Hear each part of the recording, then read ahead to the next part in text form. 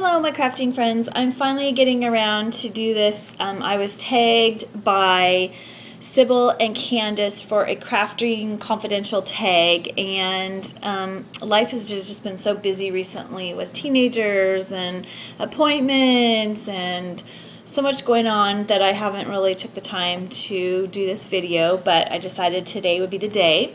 So the first question, I have the questions kind of off to the side if you see me glancing down, is the most expensive tool that you use on a regular basis. That's the question number one. I would have to say it would be my Copic markers. When I am crafting, especially making a card, my Copics are always pulled out and always used. I don't have a huge selection of them, but you know, I did get one of the little Michael's kind of marker storage things, and I had to get a couple of them. So I have a fair amount of them, but I'm slowly trying to build up my collection of markers. So that is my most expensive tool that I use on a regular basis. I do have other expensive tools like my silhouette machine that I actually didn't pay for with my own money. I do online surveys, and so I had earned enough money to pay for it, and I need to use it more. I probably will when I get my craft room moved back down to my house and have a room all dedicated to crafting again. So the second one is the least expensive tool that you use on a regular basis, and it would probably be just a pencil or an ink pen. I'm always needing, you're always needing that when you're crafting, it seems like, to mark your measurements or something like that. The oldest item that you made that someone has or that you still have. I would say probably my first scrapbook that I ever made, my wedding album. That's 22 years old, and I still have and cherish that album. Number 4, a crafting tool that was a waste of money. Well, I'm going to show you, and someone had asked me in a video like to show these, but I know Enchanted Steph was always talking about the Wink of Stella pins. So I was really excited one day when I got on Amazon and I saw this package. It says Wink of Stella, fine glitter dust, zig pins. So I purchased this set. Well, these are, I'm going to show you, take them out of the package. These are just kind of like the At You Speaka glitter pins. Well, the problem is when you're writing with them, they're just kind of like a little, tip. So what happens is if you're trying to color in like the hair or, to get a lot of glitter and sparkle, they really run out. I mean, they don't color in very nice. Now that one didn't do too bad, but if you use them a lot, I was using them to try and do some writing, and they just kind of all dried up, and they just did not do well at all. But then, so I guess the ones that she had they're made from Zig, but they're Wink of Stella, and it's a brush marker. So these, that's what this looks like. It's a brush. And these are truly amazing. I mean, the ink is always wet. When you add that onto your project, oh, the sparkle and shine it creates is just incredible. I don't know if you can tell, but the sparkle and the glitter on the brush markers way far exceed these ones. I would never purchase these again. Like I say, they're like the At You Speaka Copics, which aren't bad, but the Wink of Stella goes on so much better. It coats so much nicer. So these I feel like were a waste of money, but my daughter loves sparkly things, so I've just given them to her to use either in her crafting or school projects. So crafting tool that was the best bargain. I can't really think of like one particular item. A lot of my crafting tools or crafting stuff I have is really a good deal because I don't like paying full price for stuff. So a lot of times I will go like to Big Lots or Tuesday Morning, and I'll find punches that were supposed to be retail for $15 or $20, and I'll get them for like $5. I've even gone to a garage sale and got Fisker's border punches for $1. So to me that's probably one of my best bargains. And then the best storage item, the idea that you've implemented, and I really love, and I need to do a video on this. I believe it was Laura at Laura Loves Lace had asked me about the Avery L pockets and the stamps and such and dies, so I need to make a video for her on that. That is one of the best storage ideas that I've implemented. I love the, they're called fridge bins, and you get them at Bed Bath & Beyond. And I've actually used the SP & Company page protectors for like the smaller stamp sets, and then the larger stamp sets I've used the Avery L pockets. And then I found on eBay some like Ziploc bags that are like Fit the Inka Dinka Do stamp sets and some of the larger stamp sets. So I think that was one of the best storage ideas that I've implemented. The worst storage idea would trying to think. I think it's like putting all of your ribbons on like a dowel system. I've tried that once, and if you want one that's right in the middle, you got to pull all of them off, and if you have a lot of them and you use it quite regularly, it's really time consuming. So that would probably be a worse storage idea.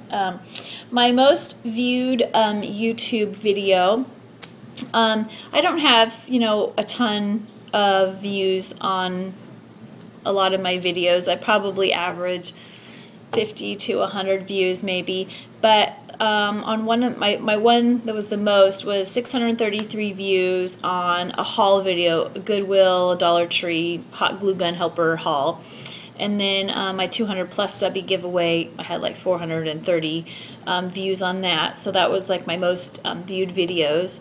And I really try not to do haul videos. I do shopping, and I actually probably do too much shopping online. But I know, there are so many people out there that don't have the funds or the ability to purchase things all the time.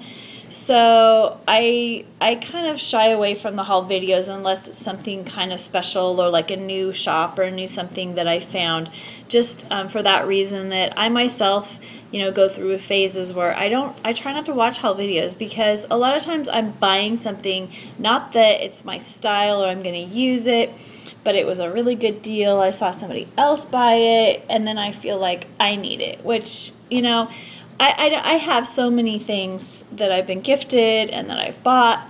I just really need to use my stash up. I did super like the first month or two of the year, and then I've been really bad here recently, so I'm trying to get back on the bandwagon of not spending as much. And then one of my least viewed YouTube videos was a giveaway that I was announcing. There was like 7 views. And it was for a giveaway for Renee, who's Green Flamingo 717. And then I had a giveaway that I was announcing for Becky Colvin that had like 12 views. But like I say, on an average, there's like 50 to maybe 100 views for each one of my videos. And then the 10th question is biggest crafting mishap. And I'll have to say my answer I think is going to be like Candace's. If I'm working on a project, and sometimes I have a couple of videos I need to get done today for projects I've been working on, and as I'm working on them, on the one I tried doing modeling paste and like stencils and stuff, and I've tried mixed media, but I just don't feel like I do well at it. That you know, it just doesn't come out the way I envisioned, and I don't like the look of it. But to me, there is no crafting mishap, because you can always paint over something, you can always cover it up with something.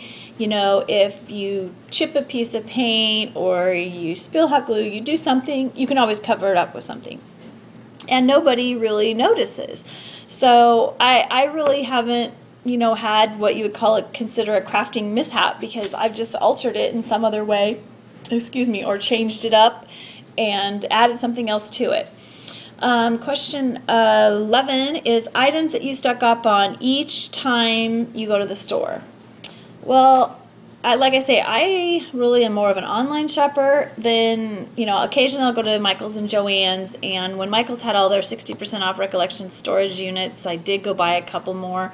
I had to refrain myself, because at that price, they were, you know, $40 originally. I could pick them up for $15 to $17, $18. I wanted to go buy a couple more, but I told myself I just need to wait until the time is right for me to be able to get moved into my new, not new, but a different craft room. And my son's room right now is the smallest bedroom in our house, and he has the laundry, the washer and dryer in his closet, which takes up half the closet. So that is the room that makes more sense to be my craft room. But you know, he has like built-ins in his closet, and there's a full-length like bookcase there that I can put stuff in. So I didn't want to go too crazy with buying a bunch of storage things when I don't know what I'm going to need. And so I don't really have something that I always buy every time I go to the store. It varies. Your favorite non-craft store to buy supplies, I would probably say the Dollar Tree, or you know, like thrift shopping. I love thrift shopping. You can pick up little glass jars and wood pieces to alter, and things like that. Number 13, crafty wish you could do but you can't do. Like I say, I can't draw. Evie recently, who's Turquesa Dot, has been showing these amazing canvases that she has created. They're just incredible. It's out of paint, and you know, it's like I don't know if she pencil draws them in before she paints them, but I mean, it's just incredible to see. And I, like I say, I cannot draw at all. I can paint something, but not like make a painting like that. I wish I could, but it's just something, even when I've done, you know, altered canvases, I'm not real pleased with how they come out. And number 14, what's next on your crafty wish list? Oh, I always have stuff on my wish list. You know, just probably more dies. I really love my dies. There was I think Bona showed it on one of her videos, an EK Success punch that is a mason jar, and I don't use my punches like I should, so I've really quit buying them because they just sit in the drawers and don't get used. I have a few border punches I really love, but a lot of them I don't use at all. So I have a hard time buying anymore, but I do love that jar punch, so that's one of my next things on my crafty wish list. And number 15, what made you start a YouTube channel? Well, I started a YouTube channel, I think it's been 5 years ago. I think it was like 08, or I can't remember. But anyway, I think it's been about 5 years. And I started the YouTube channel just so I could watch videos, because I loved watching everyone else's creations. I love watching tutorials, fabric flowers, and just so many different things to learn new ways to craft. And so probably for 2 years, that's all I did, was just watch other people's videos. And I didn't even comment on videos. I just watched them for, you know, my own learning, and I just had fun. And then it's probably been 3 years ago, maybe, that I started making videos, got up the courage to actually, show my stuff that I've created. And that was kind of my goal this year. Is I make stuff a lot, but if it's not a challenge, a lot of times I won't show it. So I kind of made that my goal this year, is to just show what I create, and try not to compare myself with other crafters, and because everyone has their own style, and I love how everyone just layers up tons of layers on things, and but when I make a card, it's really hard for me to do. I'm more of a plain and simple crafter and card maker. Even when I alter things, I can't get too many layers on there because I just feel like it's too cluttered. But yet I love receiving stuff from other people, then that's their style and how they do it.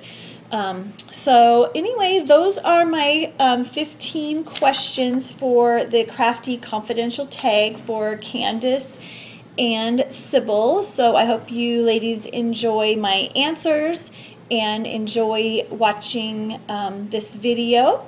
And I don't think I'm going to tag any other ladies. I know it seems like it's just so busy and a lot of people don't like the tags. So thank you so much, Sybil and Candace, for tagging me, and it was fun to learn more about you, and I hope you enjoy watching my video and getting to know me a little better. So thank you ladies for watching, and happy crafting.